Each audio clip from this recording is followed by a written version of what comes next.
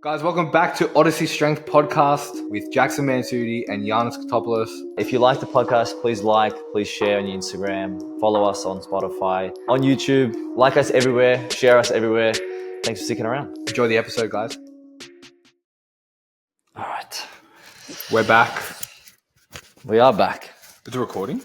It's recording. Oh, guys. Oh, Season 2, Odyssey Strength Podcast.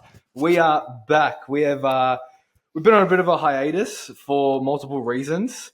But let's just say this is season 2 of the Odyssey Strength Podcast. You guys have obviously been with us for season 1. How many episodes do we get? I think 38. That's pretty decent. So 38. this will be 39? Or we could say episode 1, season 2.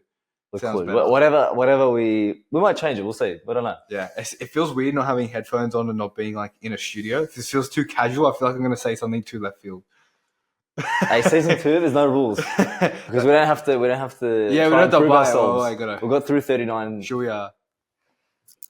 For anyone that's watching, that's a good.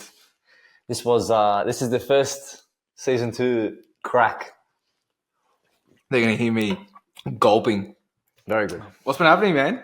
Well, I think our last episode was. It said November 11th. But yeah. I don't know if that one ever made it. Oh, if it uploaded. Well, you did your 5,000 million bodybuilding shows in October. Yeah. November as well? No, November I was done. But we were traveling and because it was Christmas. Yeah, okay. Like by November, like everyone's clocked off, you know? So that was October. Yeah. I did the 2 photo shoots and then I went to Europe for 3 weeks. That's right. Yeah, you went to Europe. Went to Europe for 3 weeks. Which feels like literally 3 years ago. Yeah. We should recap that. Did we recap your shows? Briefly, yeah. So we did an episode. We did an episode, I think. Maybe it didn't. Anyway, everyone follows us on Instagram, so they would know. But That's bro, true. I've gotten so many messages of like, where's the podcast? When's it coming back? It's fucking back. We're back. Don't worry about it. It's back. New location. Obviously now for safety purposes, we can't release this location. This is actually an undisclosed location. No, but this is much more casual. Yeah, I feel like I can like... We don't have those people watching us. Yeah, and also like the formal thing of the studio where you're like facing someone, the chairs, like Jason says it all the time, like the chairs make a difference, man. These, like, whatever you want. The swivel action? Yeah, the swivel's good. We got a neon sign coming. We haven't ordered it yet, but we're going to get one. It'll be there. Temu, $40. When it's there, it's going to be there. And you'll see it big green, but then we need the third camera. Yeah, we need the full frame camera. So I'm looking at getting a DJI Osmo Pocket. Yeah, they're mad, bro. Have you seen them? I have. There's a DJI store at Bondi. So Yeah, sometimes yeah. I walk past and I think, is this the day I'm going to drop $3,500 on a drone that I'm not going to use? But Just for the cinematic shots. Well, you know, what if you just like put it up, do a couple poses, and then bring it back down, or put it in the gym? Because there's ones that follow you. Yeah, they do tracking and stuff. Yeah, but some of them you need a license for. Like you need to get approved to use it because, Well, like a pilot license or something like that, because they go so high. no fly zone. Yeah, legit. You got to be careful. Some of them you need licenses for. Too much money, bro. Yeah. No, the Osmo Pocket. My business mentor Josh has one. And the screen flips, eh? Screen flips. So there's only one problem with it. When you do in portrait mode, it doesn't film in 4K. Yeah, it's weird. How much are they? So they're $1,200 for the creator kit. By itself, they're $800. Oh, that's not bad. I thought you were going to say there was a lot more. No, Josh is selling his. He goes, I got the creator kit. If you want it for $600, it's yours. So I was like, when you in Sydney, he goes, Time to buy. I'll be in Sydney soon, so I might grab it. And then we have the third camera set up. Perfect. But how far does it record? Is it like fisheye? Bro, no, it's normal. It's normal. It's so small. It films just as good as these. It's 4K, bro. All right. Yeah, no, they're legit. That's what's good about it, and that's why I want it, because like now that I'm doing the YouTube weekly, Yeah, it's easier. I don't have to carry that thing around. It's like what, that big? Bro, it's that big. It's tiny. That's so small. Hey, if you see the content Yeah, absolutely man. take off. I could go down a rabbit hole with this shit. Like, it's so bad. It's all right. I spent 15 minutes the other day looking at key lights. Oh, really? Yeah, the ones that clamp onto the desk. Oh, yeah, they're good. Yeah. I was tossing up between Elgato. Yeah, the Elgato ones are good, yeah. Bro, they're fucking expensive. Yeah, man. Elgato, DJI, and Rode are like, they're like Big Pharma. They're just Bro, like the I top. was like, this is fucking nuts. It was Yeah. like $360. Yeah, yeah. For one. But you know what I found, man? Like with this stuff, I think it's worth it because it will last longer and it will like, you know, these soft boxes we got here, like they're flimsy as fuck, man. Like this one doesn't even fucking go up. yeah, but look, they do the job for now. But I think, and this is the thing, I had a conversation with someone in the gym the other day, asking me about content because they obviously see, you know, we put a lot of effort into content. I put a lot of effort into content. Mine's loading still. And he goes, "What should I get?" And I was like, "Fuck, bro, how long do you have? And like, how much do you want to spend?" What's your budget? Yeah. Because, like, in my opinion, anyone who's trying to make serious content should at least be investing in a camera and a lens and a mic. Well, what's the thing now? Everyone's got a camera, right? Everyone does, yeah. Everyone's got a camera. Yeah. Well, at least if you're in, no, I think we're saturated by it because we're exposed to it so much. You walk around at Moore Park and there's just cameras everywhere. That and just like you're on Instagram, you see everyone's got high quality cameras and we follow a lot of coaches and whatnot. But everyone else, you struggle to get people to buy a tripod. Yeah, man. Fuck. Record your sets. Oh, I don't know. Sorry. Yeah. No, look, that's gotten better, but it's just, yeah, I see what you mean. But anyway, let's recap. How was your photo shoot experience? You got fucking lean. Yeah. I probably, it's always in hindsight, right? You always say like to yourself, oh, I probably should have competed. And it kills me because you should have. I should have. Probably the second time round, the extra 3 weeks made a massive difference. From the first photo shoot in Melbourne. I mean, look at my first comp to my last comp. Right. Yeah. In like 2 different physiques. I felt horrible from that moment onwards. That's what it takes. From the first photo shoot. Yeah, like the difference between the 2 physiques is... When you say you felt horrible, as in you hated the way you looked? No. Or you had to suffer to get there? I loved the way I looked. Yeah. I was in love with the way I looked. Yeah. But I think I didn't realize how hard I'd have to dig. Yeah, you to don't get like the final week. I was like, oof. In my opinion, I don't even think you had to push it that hard. Well, just obviously from the extremities, like from where I was at. It's relative, right? So yeah. like, I think the main problem for me was at the very end, I struggled sleeping. That was where I saw my steps didn't go over 12,000. I only did an hour of cardio a week. I did 5 sessions. It was 2250 calories. Like it wasn't anything crazy, right? But it's all relative. Maintenance is 3,300. So down to 2,200 is like, oh, okay. Yeah, no, it's still hard. This is the thing. Like when people hit calories, it's like Matt Summers, who's prepping now, bro. His low days are 4,000 calories, which we think is it's a fuck ton of food. But the guy weighs 120 kilos. Yeah. He's still in what we would consider like 25% deficit. Yeah, like he's still suffering. It's massive. Yeah, like this, and for anyone listening, the takeaway from that is just like, even if you hear someone's calories are high, like, and they're dieting, and if they're fucking really lean, like, it's still hard for them. You need to understand that. Yeah, it's all relative. Doesn't matter, like, what the number is. It's all relative. So how much did you drop from the first photo shoot to the second? Kilos? Yeah. Probably about 3. So that's like a kilo a week. Yeah. And it definitely made the difference. Like, man, those photos are great. I went from being, like, I don't know how you would call it. Like, the first photo shoot, I was lean, but I was, like, beach lean. Yeah, like you have that fit type. Yeah, you would look at you on the beach and you'd be like, oh, like he's in good shape. Yeah, he trains. Yeah, he looks after what he eats, whatever. And the second photo shoot, I was like, nah, you were should have got on stage. Yeah, you could like one more week, you probably could have got on stage. Yeah, if I did a proper peak, done. Yeah, but it was good. You know, like it was a good experience. It tells you, it kind of like redefines or outlines the importance of having all your ducks in a row. When it comes to something like that, like you can't half-ass it. No way. It's just impossible. If you want good quality results after 13 weeks of X, or because like speaking to 2 populations, right? You got the bodybuilding side, which can be upwards of 30 weeks, start to finish. Yours was what, 26? 30. There you go, 30, right? Mine was 13. Anything longer than like 6 to 8 weeks, you can't just wing. It's not just something that you just, everything has to be planned. Like, I think you could probably bring it down more to the level of leanness you need to get. Cause I think time-wise is dependent on like where you start. Yeah, how fat you are, essentially. Like, to be blunt. Like, and it's like, myself, I had some weight to lose. Like, I dropped 17 kilos. That's fucking insane. Where it's like, for you, it was like 10 or 12, right? 12. Yeah, 12 kilos. kilos, which is still a lot of weight, and you didn't probably realize you had to lose that much. No. But I think you're right. That point there, I didn't think I'd have to lose that much. Yeah, no, you never like do. 71.5 kilos. I've been 71.5 kilos since I started training with Jason 4 years ago. Yeah, but you look completely different. Oh, entirely different. But I was like, I'm still losing weight. I was like, fuck, this is insane. I don't like the mic on that side. Not a fan? Because I'm it's getting in the eye? Yeah. I think with that as well, and I literally made a video on this the other day, last week on my YouTube. Like, the scale is just not a good representation of your progress. Standalone, yeah. Because like I thought about this as well when I was doing it, and I was like, the lightest I got on stage was 74. Shit. Yeah.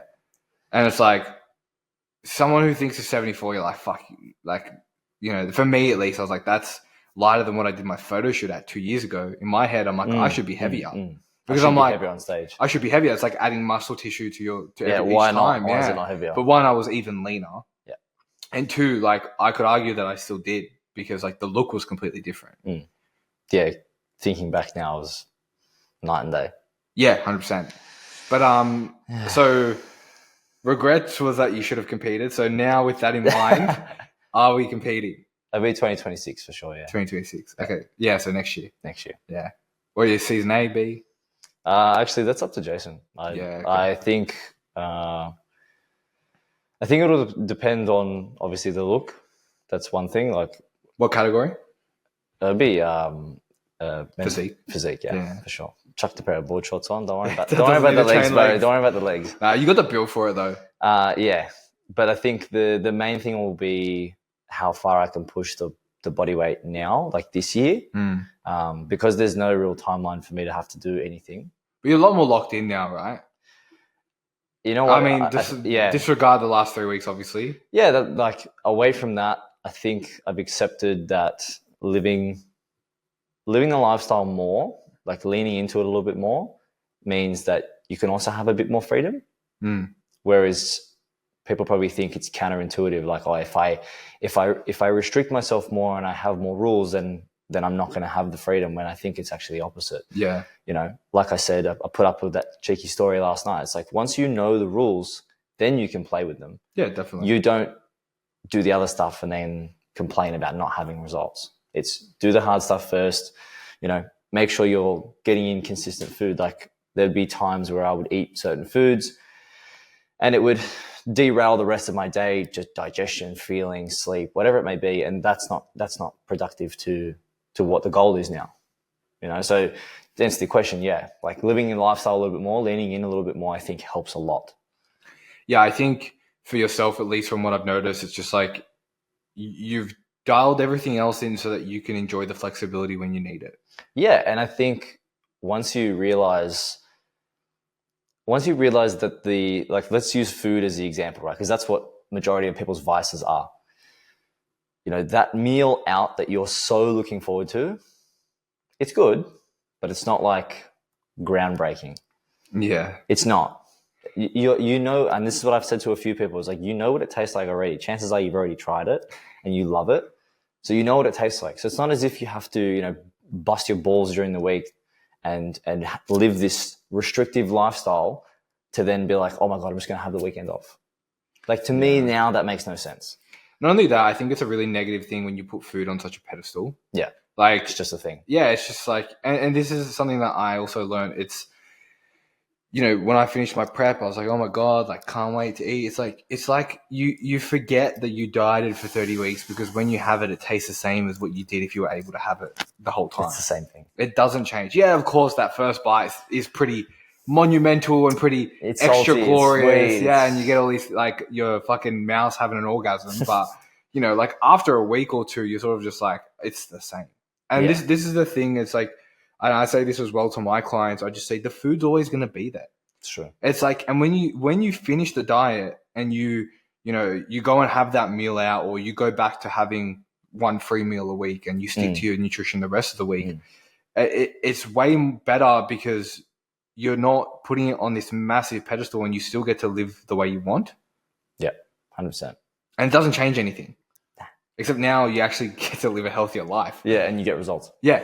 Yeah, which I think if you take a step back and you look at it from more of a bird's eye view, you can understand that. But when you're in the situation, Of course. it's so much harder to see. You got blinders on, right? Yeah. And I think I wasn't able to see that unless I went, hang on, let me analyze the entirety of the situation that I'm in. This serves me better. I think it's really interesting as well because like people are so uncomfortable with the idea of feeling hunger. Yes. Like it's so like such a negative thing. And obviously like primitively we're programmed that way. I love being hungry, bro. Yeah, sometimes I thrive on it. Sometimes I'm like, oh, how long can I push this meal out? Yeah, like I think there's a almost a power to it to understand real hunger.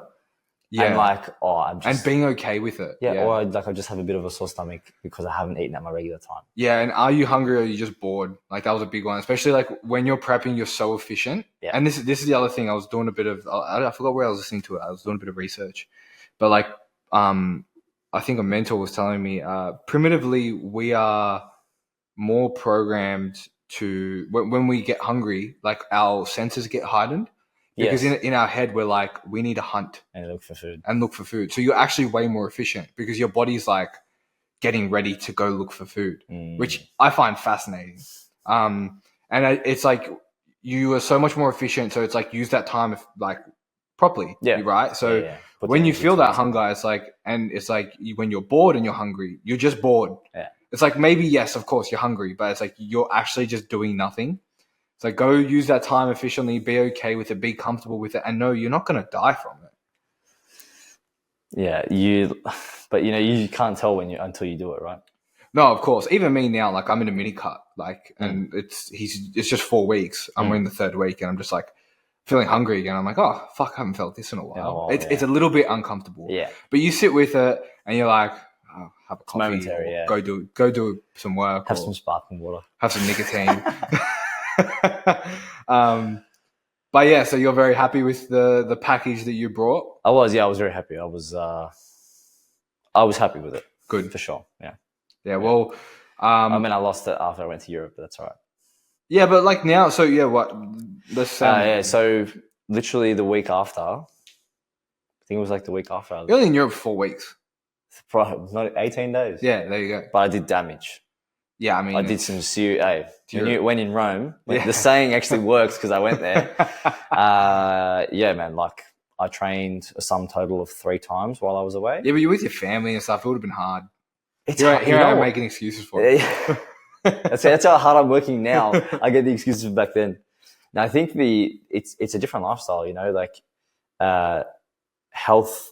I don't want to say health and fitness because it's not health and fitness. It's training with a specific outcome.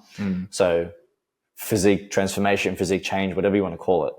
Like it doesn't really exist. No, yeah, it doesn't. As much as it does here, which I think people know, but until you go to another country and you realize that gyms are really fucking expensive, healthy food's really expensive.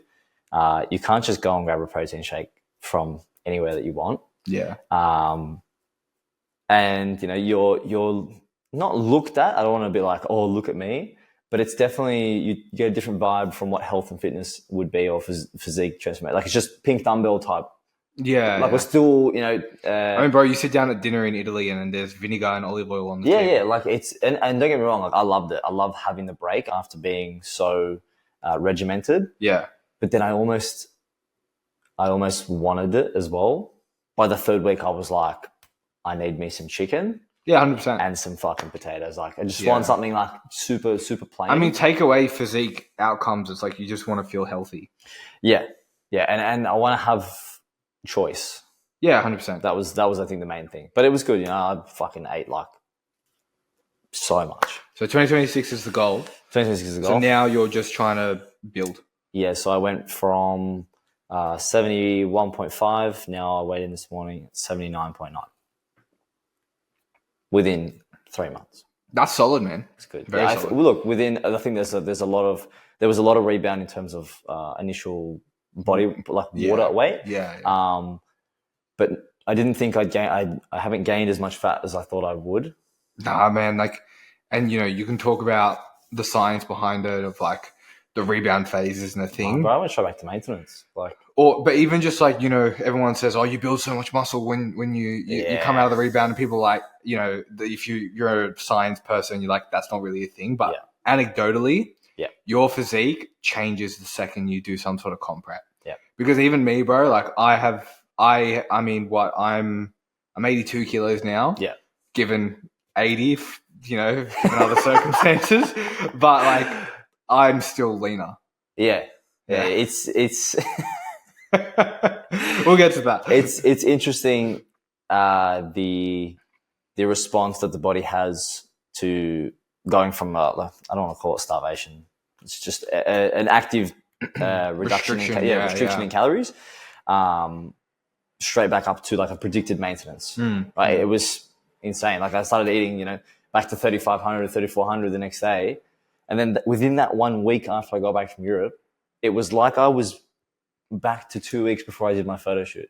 It was like it my physique had just jumped backwards. Yeah. It just wants to stay in the shape and the aesthetic that you have. Nice. Like even me, when I finished, like obviously, and this isn't like the thing I think people need to listen and be careful of when you're listening to this back, is just like, it's not an excuse to eat like a dickhead after it, because we still, I mean, other than yourself, and again, I think your genetics play a massive role in this as well. Like you're naturally a leaner dude, but someone like myself, it's probably someone you could take more of as an example. Sorry. I reversed, I say quite aggressively. Like, what did you go up by? We did like 50% of maintenance the first one, and then it was just kind of like jump. Yeah, I think that's decent. Yeah. Is that weekly jumps? Yeah. And reduction of cardio steps, you know, all that sort of stuff. Yeah. Yeah, and I saw like my body stayed pretty lean, like, and I haven't really gone back to like, haven't put much body fat as I thought I would. Compared to the last time. Yeah. And I just think that really goes to show when you follow, you know, a proper exit strategy and you do it properly. Like I remember my pumps and my performance was just like going through the roof. Obviously, that's going to happen because you got more food, more input, or more fuel in the fuel tank. But you also listen to the plan.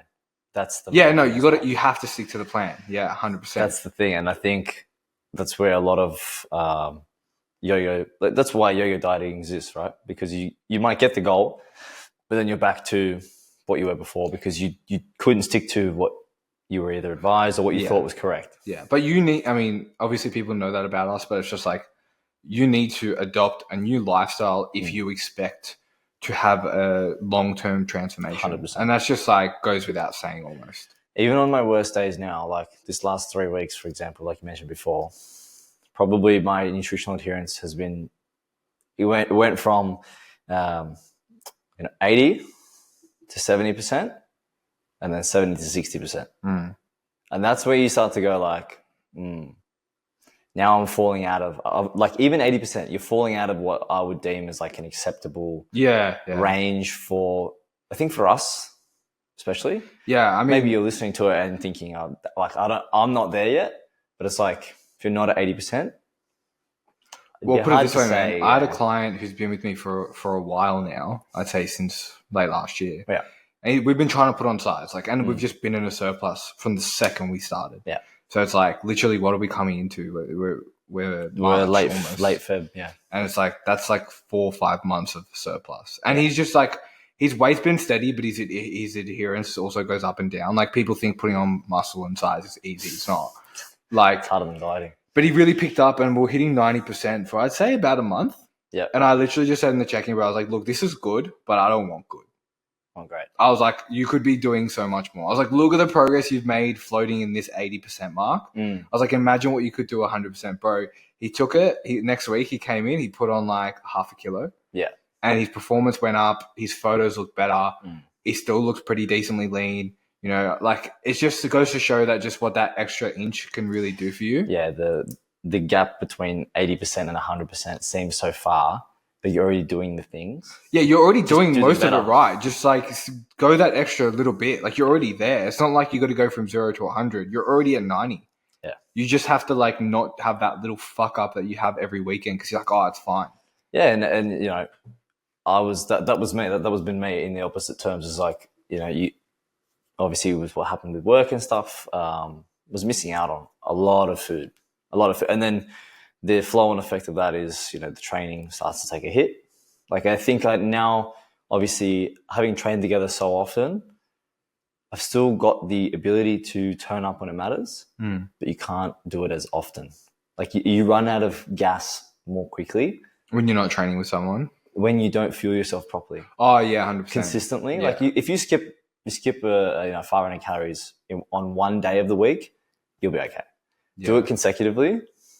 I mean, especially when you're trying to push the size, like it's just not going to happen. It just doesn't work. Yeah, because also you got to think of it from the training matches with the nutrition, right? So you've got more overall training volume there to support the extra food that you're putting in. They go up together. Yeah, it's like if you're not getting the food in, then you can't handle the training volume. Yeah. So, but this is the thing is like now that I got to 60 and I spoke with Jason, it's how I get back out of that now. Yeah, 100%. Now it goes from 60, now it's back to 80 within a day. And sometimes it's just a conversation that you need to have with yourself and the person who's holding you accountable. Albeit we both said that I probably shouldn't have let it get from, we could have squashed it on day one.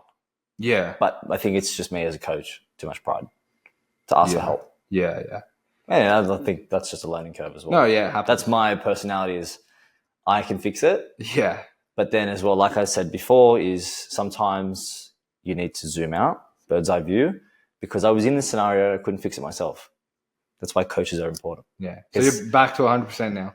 I wouldn't say 100%, but I'm sitting at like that 80, 85%. Yeah. I'm working on it. Like it's slowly each week. Like for me, the main thing, and that's what I brought up to when I had my conversation with Jason, was I don't have any of my supplements. I don't have any of my protein powders. Now it seems like two really, really simple, small things, but for me, those are two staple things in my routine that I bolster everything else around. Yeah, you're a very pedantic person too, so if things are not in order. If they're not fucking there, I'm like, I'm not doing anything. I'm all or nothing. So I realized that and I went, I was like, what's the first step here? Order the fucking supplements and order the protein powder, Yeah.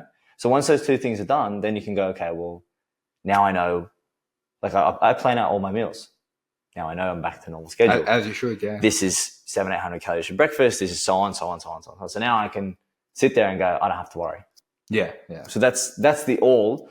And I've been doing the nothing because I haven't had these two staples in my normal routine. So I guess the learning curve of all this, enough rambling, is how am I going to avoid doing that again? Is just make sure I never run out of those two things. And that's if you want to cripple your honest, just take away supplements. Just take away both of those things, right? But like you can apply that to literally anything. If you know that you don't follow your routine because you go to bed late or whatever it is that's affecting your ability to adhere, then just avoid that one thing or make sure you have a surplus of that one thing. Yeah. If you stay on your phone at nighttime and you don't sleep, which means that you train like shit and you eat like a cunt, put your phone in the living room when you go to sleep. Yeah, just remove Get an alarm clock. It's something, small things like that, but sometimes we can't see that for ourselves. Yeah, no, of course. That's where we come in. Yeah, legit. Cool. So you're wrapped up. That's caught it. up with you. Now, let me talk about myself now. hey, what better way than the new half studio? Mate, the new white wall. I fucking love it. It needs a bit of color, but we got the little plan. We'll just wear colored shirts. We got the all black. Yeah, that's it. You chose the wrong day. I forgot that everything in your house is white. Yeah. So for me, I mean, look, I'm pretty sure I've wrapped up my comps and stuff like that, but just to quickly go over, we did the Melbourne show, which was the first time I ever stepped on stage, which is a very daunting experience for anyone who's never done it before. And if you're thinking of doing it, then I think it's an amazing idea. Just be prepared that it's going to be a little bit overwhelming. And also, we came to a conclusion that wasn't the best showing only because it was the first one and we just wanted to see where we're at. And then we had 5 weeks to get ready for the next one, which I think was a really good idea. And I think if anyone is competing, doing multiple shows is a really good idea as well. Yeah, having been there for 2 of them. Yeah. 2? Yeah. The first and one of the second last ones. You didn't come to Brisbane though, did you? No, that was the last one, right? Sydney. You were at Sydney. I went to Melbourne and Sydney. I think the difference between Melbourne and Sydney was night and day. But also, you're right. I think if you're going to go ahead and take the plunge into the ice water, Just do multiple shows. Not only that, bro, you get like 10 minutes on stage. Like you may as well get as It's much a long stage time, time yeah, as and possible. it's a long time for nothing. Yeah. Like for 10 minutes, really, and it goes like that. Yeah. I mean, 10 minutes is like a lot. Like, I mean, like 45 seconds on stage. You get this, and then you're with X amount of people, and then yeah, and then if you get called out again, like you're lucky, you won. Good job. But, yeah, so we lost like 5 kilos between the two shows, and then we dropped I think we dropped like another half kilo between the last show. So like even that's wild. So it was like crazy. Yeah, and overall the experience was amazing. But for placings in the first show, we walked away with like 4th and 5th. I think like 3 of each, or like 3 and 2. And then the second show, 2nds and 3rds. I think 1 4th place as well. And then the last show, 3rds and 4ths, which I was really happy with. I think maybe 1 second. That was the most stacked one. That was the nationals. Yeah. But that was a good showing. I was really happy with it. Yeah.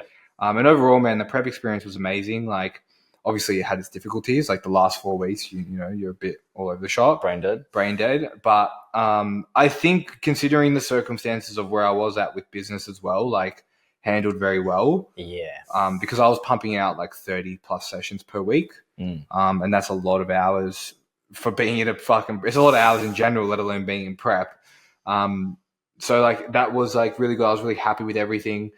Obviously rebounded, and did our first official push in terms of like calories, and now we're just in a bit of a mini cut, and then we're going to push the size again and hopefully get a lot of size. Yes. Yeah, and we'll look to compete again in look, I actually don't know. I had the discussion with Jason this week. So I want to do the IFBB next, or for lack of better terms, the not natural shows. So for me to do that, we agreed that I would need to be anywhere between 90 to 100 kilos to start prep. So I'd need to put on a lot of size. For reference, I'm 80 at the moment. Fuck. Yeah, so I'd need to put on a good like 10. I mean, look, with assistance, obviously, it's going to be very helpful. Yeah. But like, you know, there's a lot of work to do. So we're just going to really see how long that takes us. Because for me personally, I don't want to rush it. No. Because like, I'm not in a rush. Yeah, I'm 25, turning 26 this year, but like, I'm not trying to be Samson Duarte. Like, I'm not trying to be C-Bum. C-Bum's already had 2 Olympias by the time he's my age anyway. Yeah. He's gone and done it. Yeah. So it's like, for me, it's like I compete because I love it and I want it to facilitate and be a part of my business. So I'm like, I'm doing it for both personal and business reasons. But at the end of the day, it's like, yeah, cool. Pro card sounds awesome. But it's like, is it like everything in life that I want? No. And like, I'm sure maybe when I do a prep, I'll probably be a little bit more zoned in on that goal because it'll be more prevalent at the time. But it's like, for me right now, man, it's like however long that takes for it to be quality muscle and like quality size is what I'm willing to do. Because like the time aspect for me, it's like I don't want to rush it and then it's irrelevant, and then like not be happy with what I see. Yeah, you only get really one of that. It's like your debut starts again. And not only that, like I don't want to do it in a way where I'm trying to push this massive amount of size in such a short time. Where it's like obviously now there's other parameters in the mix. Like health wise, it's probably not the smartest idea. Either. Yeah, you're not here to cut how many years off your life. Yeah. 5 or so is alright, but like 10, nah. 10 days. Maybe 7. Maybe in the middle somewhere. Yeah. So I mean, look, like so far so good. So what's the go now? What's the approach? What's the food? What's everything at? So at the moment I'm at 2,500 calories with 60 minutes of cardio per week and 10,000 steps, which very manageable. Yeah. And then it's funny, some people will be like, huh? Yeah. It's like literally doing 15-minute cardio sessions 4 times a week, and that's it. And I go for a walk once a day. That's it. And I just eat less food of what I currently eat. But yeah, doing that, and then like I'm not assuming, I know for a fact we're going to start pushing the size, and then as that sort of progresses, I'm sure the supplementation will increase as well. And then we're just going to sort of see where we land at probably at the end of 12 weeks. Yeah. And then decide whether we need to do a mini cut again. As we know, I put on size pretty quickly. Yeah. So, you know, it just depends on, it now comes as a bit of a managing and like spinning the plates type game. It's like, how much size can we put on in a short time and not spill? Like that's really what it comes down to at the moment. Be a little fatty. Yeah, that's it. I like the 12-week blocks. I think the 12-week, I never used to. I used to think that it was like a longer term thing. Yeah. Like you had to do 6 to 8 months. And I think you do. I think it just depends on the person. Because, like, I think for someone like yourself, probably can do longer term, where someone like me, I mean, I think maybe when I was younger, yes, and I wasn't as consistent, I probably would have said yes. And that, like, historically speaking, yeah, it would have been like 6 months. But speaking from it now, within the last 3 months, there's been 8 kilos, right? Or 7.5 for those pedantic people out there. And then from now, take away the last 3 weeks, probably going to push now for the next 12 weeks. Yeah. Try and really get like, 100, as close to 100% adherence to the goal as possible. And then see from there. I think once you have the skill to be more locked in, then you can say, okay, but then you bring the timeline shorter. Yeah. It's a skill-based 100%. approach. So, yeah, look, I mean, obviously with the supplementation in place, that will probably keep things on the lean side already. Yeah. So it'd be interesting to see, like, what happened. Like, I'm excited for that. Yeah, I'm really excited. How's your fucking knee? Yeah, so... Right, this guy... So, mind you, this is the first time I've seen Jackson in... No, I saw him. Yeah, I mean, like, the first time we've probably First time we've caught up in 3 months? Yeah. Three months? Like, sat down and had a conversation. Yeah. Longer than a phone call or seeing you at the pub. Yeah. Wasn't drinking.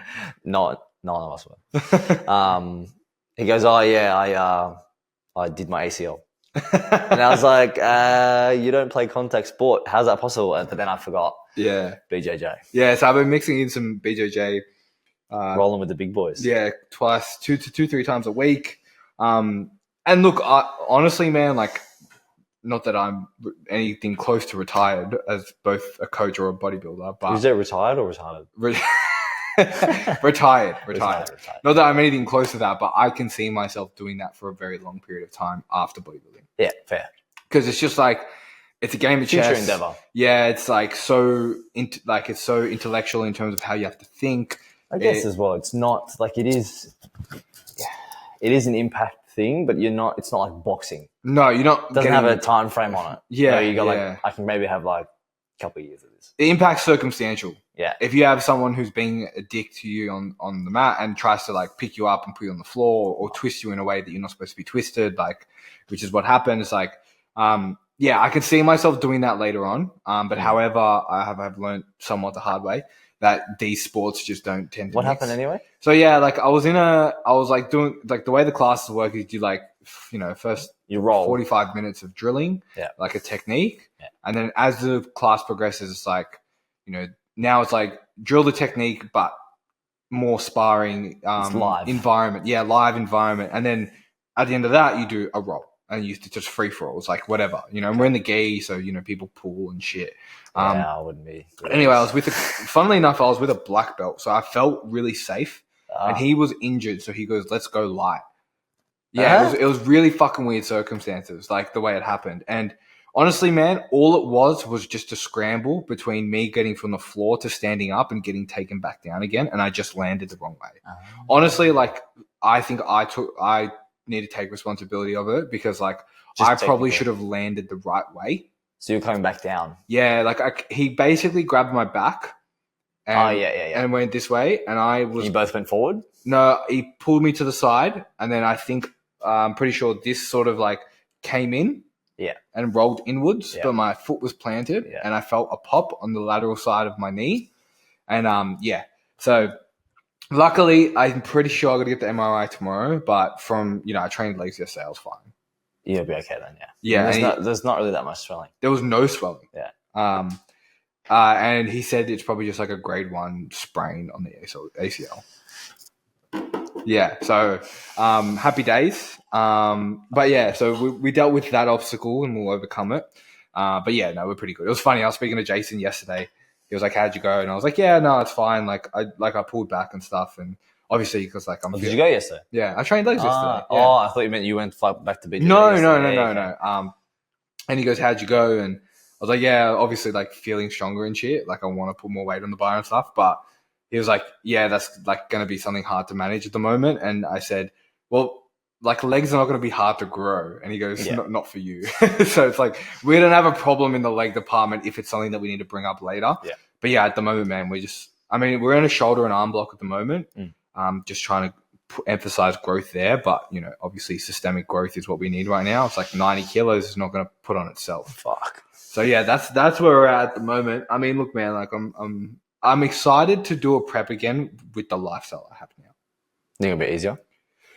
To a degree. I think there'll be a lot more like board points, depending on how busy I am as well. Like probably by that time, like I'm sure I'll have more responsibilities in terms of the business anyway. Yeah. But I think just given the lifestyle I have now where I'm not tied to anyone's time as much and I'm not giving as much social energy, I think it'll be a lot better. And it probably won't be as long. Yeah. Fair. So that part I'm super excited about. Oh, well. But yeah, stay tuned. I mean, look, if you start seeing me walk in like a fucking woolly mammoth. Don't ask questions. Just fucking watch. Yeah, I mean, you don't know where I am, so fuck yeah. That's good. I like that. Yeah, fuck. How long's that been? Fuck, man. Who knows? To also catch up as well, like where I'm online now. So I'm no longer doing face-to-face coaching, which honestly I'm liking. Not for like the reason like every other online coach is like, yeah, fuck face-to-face. Yeah, I think like, there's a massive thing. It's just like, oh, you're online? It's like it's not like any other. It's like everyone works online. It ain't that deep. Yeah, everyone works online.